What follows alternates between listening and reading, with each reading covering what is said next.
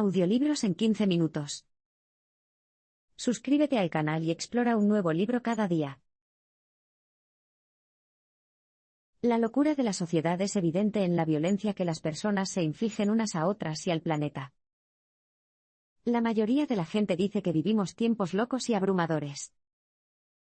Uno de los sabios indios más renombrados, Ramana Maharshi, dijo una vez que la mente es maya.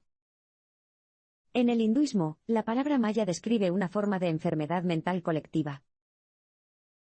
De hecho, la mayoría de las religiones antiguas están de acuerdo en que la disfunción, incluso la locura, constituye una gran parte de nuestra forma de vida natural.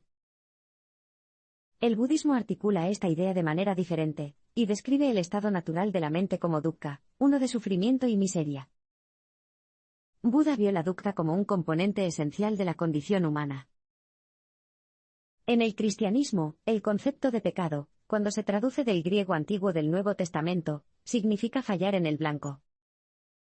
Por lo tanto, pecar significa perder el sentido de la existencia humana.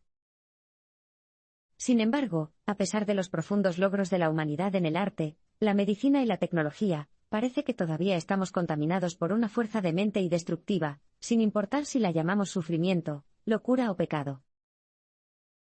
De hecho, la gente del siglo XX ha creado y presenciado algunos de los métodos de destrucción más horribles y sistematizados, desde bombas y ametralladoras hasta gas venenoso. Estos acontecimientos condujeron a las matanzas en masa en la Rusia soviética, y al brutal régimen de los Jemeres Rojos en Camboya, responsable de masacrar a una cuarta parte de la población del país. Incluso hoy en día, esa violencia, codicia y odio continúan, no solo entre nosotros, sino también hacia otras especies e incluso hacia la Tierra misma. Destruimos bosques, contaminamos el aire y el agua, y maltratamos y sacrificamos animales en las granjas industriales. Si bien muchas religiones han intentado ofrecer formas de contrarrestar o mitigar estas tendencias aparentemente muy humanas, ninguna ha descubierto la manera de detener la violencia. Entonces, ¿cuál es la solución? Sigue leyendo para averiguarlo. La religión no es la medicina para curar nuestra locura interior, sin embargo, debemos encontrar una nueva solución. La gente siempre ha intentado mejorar la sociedad, a través de ideas como el comunismo, un ejemplo de filosofía inspirada en buenas intenciones, aunque más bien quijotescas. Sin embargo, el comunismo como principio organizador falló, ya que las personas que intentaron liderar esta nueva sociedad carecían del estado de conciencia adecuado, y de la capacidad de cambiarse a sí mismas. Para guiarnos, todavía tenemos la sabiduría perdurable de los antiguos maestros religiosos, desde Buda hasta Lao Tse, el autor del Tao Te Ching. Sin embargo, muchas de estas enseñanzas han sido malinterpretadas o distorsionadas tanto por los contemporáneos de los maestros como por las generaciones posteriores. A menudo se añadían ideas a esas enseñanzas que no guardaban relación con el mensaje original, y algunos maestros eran ridiculizados y asesinados o, a veces, incluso adorados como dioses. De esta manera, un mensaje original de bondad, humildad y unidad podría convertirse en una religión de odio y división, convirtiéndose en parte de la misma locura que estaba intentando curar en primer lugar. Teniendo en cuenta que Jesús habló de empatía y bondad, es sorprendente que períodos brutales como las Cruzadas y la Inquisición española puedan tener lugar bajo la bandera del cristianismo. La búsqueda desesperada de una forma de deshacernos de los hábitos destructivos se puede ver en la forma en que vivimos hoy. Irónicamente, es este patrón el que amenaza la supervivencia misma de la humanidad. El progreso de la ciencia y la tecnología solo ha acelerado nuestra capacidad de destruirnos a nosotros mismos y a nuestro planeta, y de magnificar los problemas creados por la mente humana egoísta. Si bien la esclavitud y la tortura siempre han sido parte de la historia de la humanidad, el siglo XX y su ciclo de brutalidad han elevado las apuestas a un nivel insostenible. La necesidad de un cambio fundamental en nuestras acciones, y en la forma en que vivimos en el mundo puede expresarse simplemente como evolucionar o morir. Para combatir nuestras fuerzas destructivas internas, debemos entender que es el ego el que alimenta estas fuerzas. Identificarnos con el ego nos hace vacilar en nuestros pensamientos, sentimientos y deseos de conectarnos con cualquier cosa que esté fuera de nosotros mismos. Perpetúa nuestra incomprensión del mundo. Es hora de dejar de identificarse con el ego y liberarlo.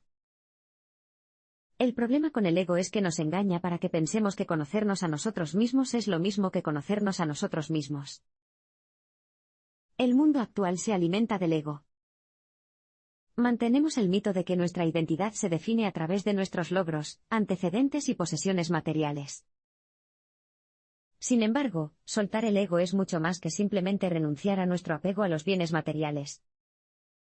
También requiere el reconocimiento de que lo que normalmente llamamos el yo o la corriente de conciencia que siente, piensa y forma opiniones, no es lo que somos. Este yo, el ego, es una construcción mental, una historia que nos contamos sobre quiénes somos. El verdadero yo es el yo que puede observar esta corriente de conciencia desde el exterior. Liberar el ego no es algo fácil de hacer, pero es necesario, ya que es la fuente de todo nuestro descontento, inseguridades y sentimientos de ansiedad.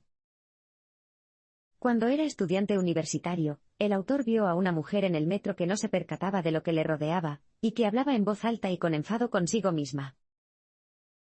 El autor observó a la mujer y pensó, espero no acabar como ella. Sin embargo, entonces se dio cuenta de que lo había dicho en voz alta. En ese momento tuvo una idea, era igual que la mujer, impulsado por el ego y ensimismado, carente de conciencia en el momento presente. Luego pensó que si ella estaba enojada, todos los demás también lo estaban. Este hecho provocó un cambio en su conciencia y, a medida que se distanció de sus pensamientos y comenzó a analizarlos, fue capaz de liberarse gradualmente de las trampas de su ego. El ego alimenta la tendencia humana a aferrarse al dolor y al sufrimiento del pasado. Es posible que conozcas la sensación de experimentar algo molesto o hiriente y, luego, en lugar de dejar pasar el problema, darle la vuelta a la cabeza hasta que no haya espacio en tu mente para nada más. Las consecuencias del pensamiento excesivo impulsado por el ego son la alienación y el sufrimiento. Cuando pensamos demasiado, reflexionamos constantemente sobre las heridas del pasado o nos obsesionamos con el futuro. Los textos espirituales ofrecen muchos ejemplos de pensamiento excesivo negativo. Una en particular es la historia de dos monjes zen, Tanzan y Ekido. Tanzan y Ekido caminaban por un camino embarrado cuando vieron a una joven que intentaba mantener limpio su kimono de seda mientras intentaba cruzar la calle. Queriendo ayudar, Tanzan la recogió y la llevó sana y salva al otro lado. Los dos monjes caminaron en silencio, pero después de 5 horas, Ekido ya no pudo contener su ira. Le dijo a Tanzan, se supone que los monjes no debemos hacer cosas así. Tanzan dijo simplemente, dejé a la chica en el suelo hace horas. ¿Aún la llevas en brazos?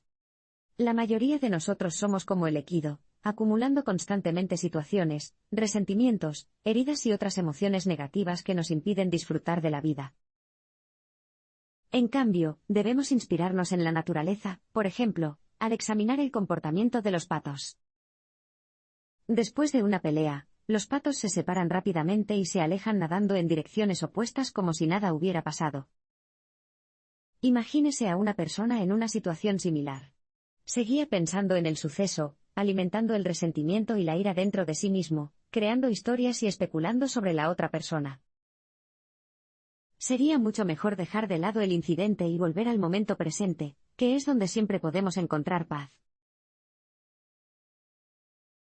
Debes sintonizarte con las dos metas diferentes de tu vida, el propósito externo y el propósito interno.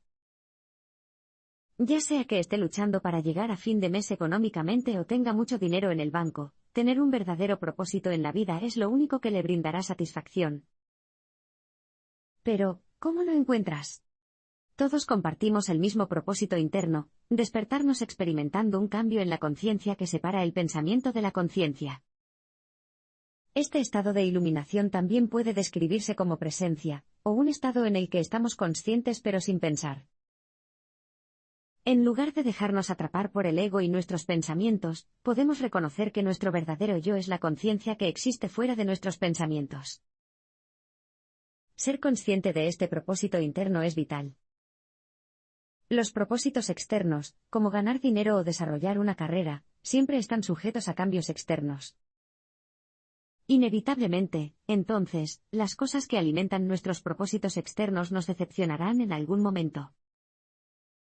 Digamos que cree que su propósito es criar niños. Esto significa que dependes de que tus hijos dependan de ti. ¿Qué pasa cuando crecen, se van de casa y ya no te necesitan? Además, si defines tu propósito como ser el mejor en algo, también significa que dependes de que los demás sean peores que tú. De esta manera, el significado de tu vida depende del fracaso de otra persona. Debemos recordar que no son las metas o las acciones en sí mismas, sino el estado de conciencia del que provienen lo que determina si algo está motivado por el ego. Una persona que trabaja como activista para personas sin hogar, por ejemplo, puede tener un propósito externo que parece desinteresado y noble, pero puede que lo haga por una razón egoísta interna del ego, obtener elogios o sentirse superior a otras personas que trabajan en campos menores. Los dos elementos principales de vivir una vida iluminada son la aceptación y el disfrute. ¿Alguna vez has deseado poder reducir las presiones de tu vida diaria para experimentar más paz, tal vez incluso una sensación de iluminación? Luego tienes que aprender a disfrutar y aceptar la vida tal como es ahora. Pero, ¿cómo se hace esto? La aceptación es la voluntad de hacer lo que sea necesario hacer en el momento, de manera pacífica y abierta, incluso cuando una tarea no sea intrínsecamente agradable, tal vez incluso estresante, como presentar la declaración de impuestos, tomar un examen de conducir o lavar la ropa. El objetivo es alcanzar un estado mental en el que puedas aceptar la tarea y estar en paz con ella. Si no te atreves a disfrutar, o al menos a aceptar, lo que estás haciendo, debes detener la actividad. Si sigues adelante sin una mentalidad alegre o tolerante, estás renunciando a la responsabilidad de lo único que realmente controlas en tu vida, tu estado mental. Solo tú puedes controlar la forma en que enfrentas las situaciones que presenta la vida. Cuando alcances un estado de iluminación, tu motivación para actuar provendrá del disfrute más que de los sentimientos de deseo o deseo. La buena noticia es que el disfrute se produce de forma natural cuando puedes concentrarte en el momento presente. Hacer esto permite que la alegría de ser se mueva por tu cuerpo, esta es la alegría de la conciencia. Sin embargo, recuerda que aunque seas capaz de influir en la vida de los demás a través del disfrute y el entusiasmo que demuestras, no debes olvidar que sigues siendo humano. Mantener la humildad mantendrá al ego bajo control cuando sienta la necesidad de alardear de cualquier logro o éxito que hayas tenido.